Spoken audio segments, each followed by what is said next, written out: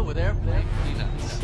From comedians appearing on College Game Day. They could put anybody in a quarterback. They could put Ms. Doubtfire in there. I think that they would get it done, to be honest with you. I'll say this, man. I think they're going to pull off that crustacean W down there, that crab leg dub. Believe me, baby, I'm that trust station. Trust in me. I got this with Florida State. Coach, your thoughts? What did you say? What do you have to say to Lucas, maybe to get him jacked up or maybe some motivation? I don't know. Lucas seems arrogant. It's kind of, I'm really hoping you fail now. To interviewing NFL superstars on podcasts. The great thing about football is it's one of the only professions where you get to beat the shit out of someone and not get arrested for it. Yeah. There's not very many of those sports, right? Yeah. Except Memphis, maybe. I think you can do it these days. But yeah, I don't think it's as sanctioned. This video contains some of the best football stories told by comedians. Starting off with the time Shane Gillis met Derrick Henry. Derrick Henry, this is the type of guy he is. He's by himself. He's walking around by himself. He walked up to us. That's a man that initiates contact. We were literally at a bar just sitting there. Derrick Henry comes up and is like, what's up? Because he's friends with Taylor and Will. I mean, Taylor blocks for him. But then I was drunk enough that I was like, Derrick Henry's very nice. So I kept shaking his hand and he would be like, hey. No matter how many times I did it. Did he have to look to Taylor and Will? I kept being like, watch this. I'm going to go shake Derrick Henry's hand again. And I kept going up and holding it as long as I could. And he's like, okay, he's a nice enough dude. He was like, all right. Did he have a moment where he went like you shake his hand, stop. If he said stop, I would have run, dude. He goes, stop doing that. Just stop. If you keep doing that, I'm gonna plow over you. Shane Gillis has met plenty of pro athletes and was even invited to Christian McCaffrey's wedding. But Dan Soder might have the closest relationship to a coach, being childhood best friends with Mike McDaniel and even getting inside info before games. To blow you away, he's an HC in the NFL right now. It feels like a nap dream. You know, when you wake up from a dream and you're like, dude, my friend Mark was running CNN. It's something crazy when you go to LA. You're like, oh, McDaniel. There was a moment when I was at the Jets, Dolphins at Jets last year, and I was watching him. He got us tickets that were, you could just see him down on the sidelines. Yeah. And I turned to Katie and I was like, this just feels insane that I'm at a game being like, especially because it's the Dolphins. It does feel like a nap thing where you'd be like, McDaniel was coaching the Dolphins. What's going on? There was a game in 2018 where the Niners were playing. Detroit Lions was the home opener. My friend Chad Harder and I were driving from Sacramento to San Francisco for the game, and he called us on the phone when he was in his office, and he goes, do you guys want to know what the first play is going to be? We're just on speakerphone in our car. We're like, yeah. He's like, it's a run to the left. If they show this form, it was Breida, Matt Breida, the cheetah, and he was like, we're going to give it to him to the left, and it was like a 60-yard run, but we said it out loud. Yes. When we sat down in our seats, we went, first play is going to be a run to the left. And everyone's like, yeah, right. And then they do it, and they're like, how did you guys know? We're like, we know one of the coaches. Stavros Halkias exploded onto the NFL scene last season with his character Ronnie that ended up taking him behind the scenes at M&T Bank Stadium, landing the lead role in their schedule release video, and a prestigious award from one of the top sports podcasts around. Next up, we have a new award, Sexiest NFL Fan of the Year. Ooh. Taylor Swift is nominated for Sexiest NFL Fan of the Year. For her brain. For her brain. We also have our good friend Stavi, who had an incredible run with the Ravens that fell short. But Ronnie. Sprinkles is nominated, and Jake Browning's girlfriend nominated again. She was great. We have a very special presenter for this award, and let's kick it to him. What's up, everybody? It's your boy Stavi. I hopped out straight out of the pool because I'm getting my Michael Phelps on this summer, and I'm here to announce the 2024 Takey for the hottest, sexiest NFL fan, and that is, the winner is none other than me, you idiots. That's right. Take that, T. Swifty. Jake Browning's girlfriend. Bam! I will never lose to anyone connected to the Cincinnati Bengals. Jake Browning, you can lick my Stavros Brown eye. The only competitor I have respect for is Sprinkles. You were a worthy adversary, and you deserve this just as much as I do. Thank you. I'm honored to win a Takey. As a special give back to the AWLs who are NFL fans, I am offering to fuck your wife all season as long as the Ravens play your team. As a as a gift to you, I will your wife after the Ravens beat your dumbass team. I want to win the fucking Super Bowl, baby. Let's go. Nice job, Stavi. Mustache is looking good, too. Back in 2018, Kevin Hart famously got drunk while the Eagles upset the Patriots in Super Bowl 52 and ended up on the field in the hands of security while trying to grab the Lombardi trophy. I'm at the game. All of my friends from Philadelphia were all in the suite. My wife is there, and we are just having the best time of our lives. And, you know, with that good time, you know, we're throwing them back, right? So we win, and something in my head said, I need to go down there with the team. I told my wife, babe, you stay right here. I'll be back. I'm going to go hold the trophy for my city. That's what I told her. Right? She said, what? I said, you would never understand if it's for my city. Yeah, it's totally selfless. Listen, It's not for me. It has nothing to do with me. Yeah. It's for my city. Right. Man, here's how stupid I am, people. I'm trying to get to the trophy. The football team is right here. I'm celebrating with the Eagles. I'm in the middle of the Eagles huddle. They're pushing me around. It's great. I know this because I watched the video later. They say, Which is how you know you were at this is how I know. This is how I know. I hear in the video, you hear one of the players go, Kev, the trophy right here. Come hold the trophy and take a picture with the trophy. You also hear me go, no, I'm going up here to take a picture with the trophy. The trophy is right here.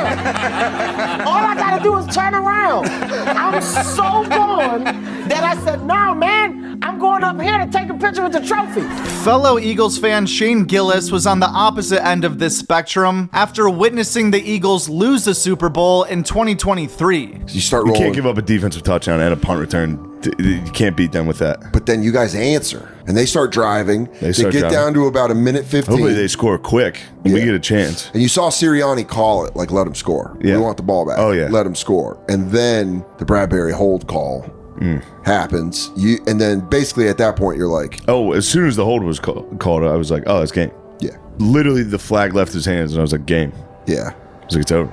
fuck. And then they wasted the clock and kicked the field goal. Oh, Which is one of the gayest ways to win a game is waste the clock at the 1 yard line. It's like a technical wrestling match. Yeah. You're just like, ugh. After the best match of all time. Yeah. yeah. And then, so Well, one of them. It was a really great game. how quiet were you leaving? I didn't think that was going to hurt that bad. Dude, it hurts. That hurt so bad. This is the worst feeling in sports, what you're going through. Yeah. Because you're walking out and you're watching Chiefs fans and their mashed potato faces just go like, oh my God, we did it, we did it. They're hugging and shit, and you're just like, all of that.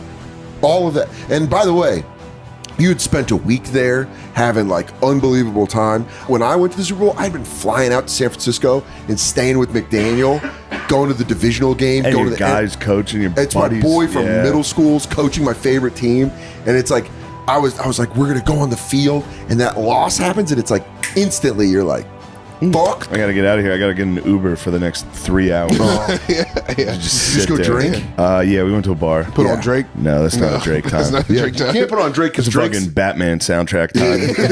What's that song? it's just scores. Christopher Nolan scores, and this noise a lot. No, there's something in the way. Oh, you're doing the Batman. Yeah, the yeah. Batman, the emo bat. Shut. The city's dark. Where are you? I'm so Where is she? Where is she? Where is she? That Super Bowl would have gone a lot better for Shane if Larry David was a commissioner at the time, because LD has one of the funniest rule changes for the NFL that would have won the Eagles that game. How do you wave a wand? What do you do first as the commissioner of the National Football League, Larry David? Number one, and I really don't care if people like it or not, I'm losing the goalposts. Wait, what? Why are there goalposts? Okay. Why are kickers, okay, they don't have football skills. They're not football players. I'm sure they're wonderful people, but they're not football players. Why are they kicking a ball through goalposts to decide games? It doesn't make any sense at all. First of all, goalposts are a relic from the old English rugby, I think. Okay. You know, when they used to actually run and kick a ball through goalposts. But they don't do that in the NFL.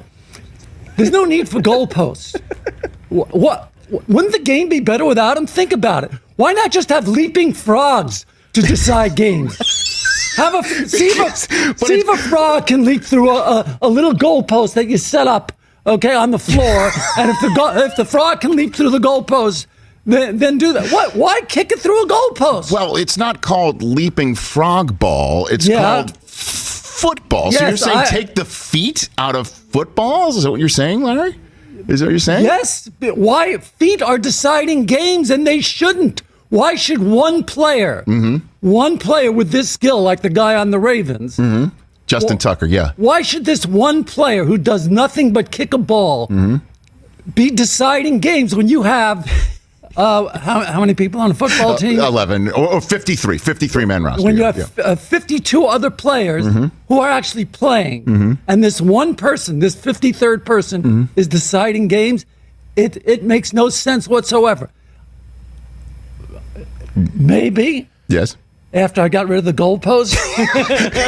Okay. That's we're checked off that one on the first list. Okay. That's number one. Goalposts out. Larry David, NFL commissioner. No more goalposts. I don't say nobody can make an argument for field goals and even extra points. There's no argument for it. We have plenty of more football stories to go right after a quick word from today's sponsor. The NFL season is finally here, and we're partnering with Underdog Fantasy to make it even more exciting. Join the millions of fans that played on Underdog last year. With their pick'em games, you could win money by making sports picks. It's time to turn those takes into cash by going higher or lower on player stats like touchdowns, receiving yards, interceptions, and much more. Make entries of all NFL picks or mix and match sports, and you could win up to 1,000 times your money. Underdog is available in 30 plus states, including California, Florida, Texas, and even Canada. Week 1, I'm going higher on Patrick Mahomes picks and Mark Andrews touchdowns, and lower on Derrick Henry rushing yards. Right now, Underdog also has a Travis Kelce free pick live for all customers, and a Thursday 30 for all customers this Thursday. Apply your Profit Boost token to the entry of your choice and receive a 30% profit boost. We've made it through a long and treacherous offseason, and football is finally back. So to celebrate, sign up with Underdog Fantasy right now using code JOKEWORLD, joke WRLD, just like the name of the channel, and you can get up to $1,000 in bonus cash plus a Travis Kelce free pick. That's UnderdogFantasy.com, code JOKEWORLD, WRLD, to make this football season even more exciting. Now back to the video with Rick Glassman and his Cleveland Browns loving grandma. Grandma, I told you I was doing the Rich Eisen show. We have you on the phone now, and I wanted you to say hello. Hello. Hi, Grandma. How are you? Is this Rich? Yes, is. Oh, my God. I love you. I love you, too. I've just been introduced to your world. It's fascinating to me. Now, let me ask you this question. What do you think of your Browns' chances this year? What do you think? Little and none. We don't have a quarterback. Well, Johnny Manziel might be the quarterback, right? And so could Gloria Glassman. Do you want Grandma Glassman would enjoy this next clip because even though Adam Ray is a diehard Seahawks fan, he was chosen to roast the entire Steelers rookie class at this year's training camp. Roman Wilson, where you at? Where's Roman Wilson at, dude? Roman right there? Dude, Roman, what do you got? Roman looks like someone tried to draw Trey Young from memory. That's a fucking great joke. Also wrote that on the plane. Pretty proud of that one. Man, Roman, you seriously look like a little kid, dude. I mean, when they do that thing at the beginning of the game where players do their intros, I expect you to be like, Roman Wilson, receiver, Epstein Island. Great fucking joke, and it's just a joke. Shut the fuck up. Beanie Bishop, where you at, Beanie? Let's go, dude. Beanie Bishop, look at you, towel around the neck, you cool motherfucker. Beanie went to West Virginia, where he majored in helping white girls disappoint their parents. That's fucking very true.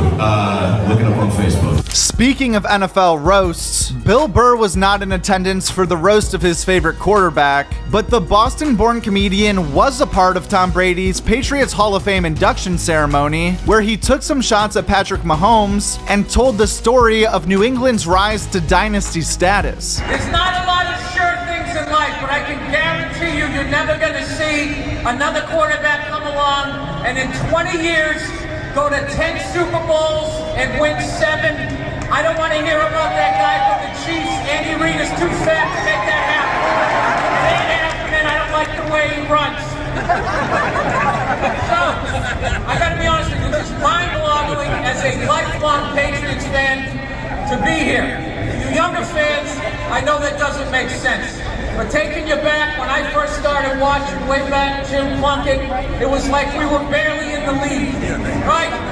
We had that helmet with like Paul Revere's cousin was on it. We played in that high school football stadium. We were literally banned from Monday Night Football because somebody's drunk stabbed the police force. Remember that? We win a game, we carry the goalpost down Route 1, and like 5 of us got electrocuted. We were not a winning franchise. And then somewhere along the line, I don't know, Victor Kayem, that whole fiasco, along comes Robert Kraft, round of applause. We had that #1 draft pick, and I remember it was between two quarterbacks. I'm being so traumatized as a Patriots fan, I'm going, we're going to pick the wrong guy. There he is.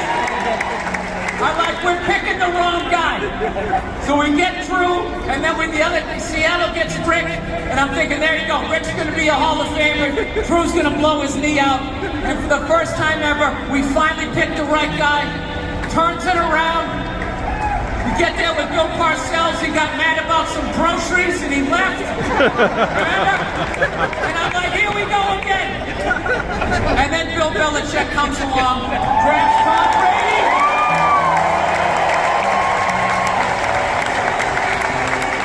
And from then on, we couldn't miss Lawyer Malloy, Ty Law, Teddy Bruschi, Willie McGinnis, Adam Vinatieri, Wes Welker, Rob Gronkowski, that guy we can't bring up, right?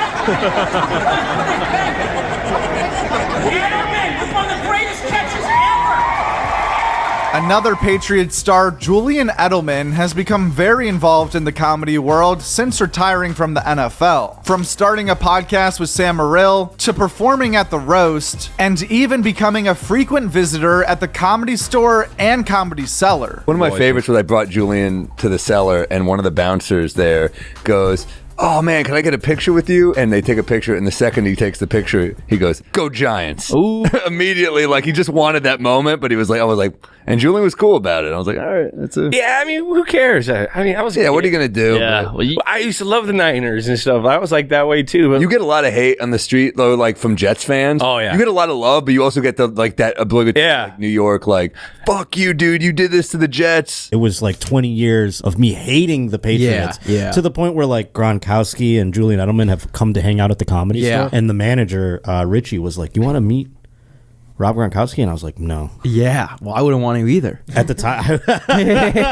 Does anyone ever confuse you with the backup quarterback, Josh Johnson? Okay, yes. So I was not watching when this happened. I don't know all the details, so I'm probably gonna get this wrong, right? But all I know is that they put that dude in on like a random day. And I was not watching this game. I don't even remember what team he was playing for. I think he played for the Ravens at one point or something. One point. He's played like every team. Yeah, he's played for like 8-9 teams. And so basically they put him in. I think they put him in because somebody else was hurt, right? And so then they put him in. He got sacked, I think, in the first play. So then I think he was very much concussed, but he was trying to keep playing. Yeah. Because it's like, this is happening. They put him in, right? And so they snapped the ball. And I remember watching this the next day. They snapped the ball to him and he just like misses it because he's clearly been concussed, right? I didn't know any of this was happening. All I know is like that night, my Twitter got lit up. Like I was getting truly cooked. It was so disheartening because no one was being clear about why they were mad. They just saw at Josh Johnson, and that's the only place. I'm Josh Johnson comedy everywhere else, but I'm at Josh Johnson on Twitter. Oh, that's so funny. And so then they thought I was him. So that they were like, "Hey, you suck. You'll never be anything." And so I was just like getting all of his hate. But in my head, I was like, I did one set tonight. There's no way that this many people should be this mad. Like, because I was almost like, was it streaming and I didn't know? Like, and in my head, I'm like, I didn't bomb. Why is that? And they were coming like for my life. They were like, oh, man, you ruined my entire weekend. Like, I was like, Oh my God. That's also why I know I couldn't be an athlete. Not just because of like the physical limitations, but just that level of pressure. Yeah. Because no one bets on a comedy show to be good. Yeah. Do you know what I mean? Like no one bets that like at the 15, I'm going to bring it home with a callback. No one is that much of a lunatic in the betting world that they put it on us. So we don't have to get like the ire of someone who's like lost their rent because we're like, oh, was the ball over here? You know what I mean? But yeah, no, I've been confused. And one time they actually used my picture for a headline about him. Oh, that's so But funny. it wasn't like a major outlet, so I don't think it got much traction. It was like one of the more, I think, next tier publications. Okay. They must have just Googled the name, saw me, and then put me superimposed on him playing the game. So it's like the fact that they didn't catch it from that, the fact that it was like my like skinny shoulders smiling and then him on the field is crazy. All white versus all black football team is stupid because the only thing the all white football team could do is kick field goals and punts. What about CMC? San Francisco? Yeah. That motherfucker's a beast. I mean, I guess when you look at it, the offensive lines are composed of majority big country fed down south white boys. But it'll be a lot of sacks and a lot of touchdowns. It'll be like a 72 to 48 types. What's the spread on that? Jesus, it'll be 30 points. That's a hard one because it's like, all right, if you talk about running straight up the middle, then you can put all the big country fed white boys on the line and run Christian, what's his name? Yeah, Christian McCaffrey. What white quarterbacks we got? Joe Flacco. Oh yeah. Just came off the bench, right? Replacing Deshaun Watson. Yeah. So that tells us where the white boys stand. And who else we got? We got Joe Burrow. We got Joe Burrow, Cincinnati Bengals. Yeah. We would have to bring people from 20 years ago to play on the all-white team. Brian Urlacher. Yeah, hey, if Urlacher's in the mix, then we got a different ball. Brian Urlacher. But like when you talk about like interior linemen, middle linebackers, what white deep? Yeah, kickers. The whites got that. Yeah. If the game was all field goals, the whites got that. But for the all black team, bro, we got CeeDee Lamb, Devontae Smith, we got Deshaun Watson, Nick Chubbs, Derrick Henry, Tyreek Hill, Jalen Waddle. What's the quarterback who came from Ohio that played for the Texans name? Oh, Stroud? Yeah. What side does he take? Well, he's mixed, but they call him the Stroud Boys. But we got to take it back to fucking the Stroud Boys. That's so fun. We got to take it back to slavery. If you're not white, you're black. That's how we got to do it, bro. If we playing black versus white, that shit's crazy. That I can't even believe that was a subject. I love Joke World. He's the fucking man, dude. If y'all ain't fucking with Joke World, who are you fucking with? Joke World, can you please clip him saying that Liana is actually ugly, please? No, Joke World. She's very hilarious. Clearly very pretty.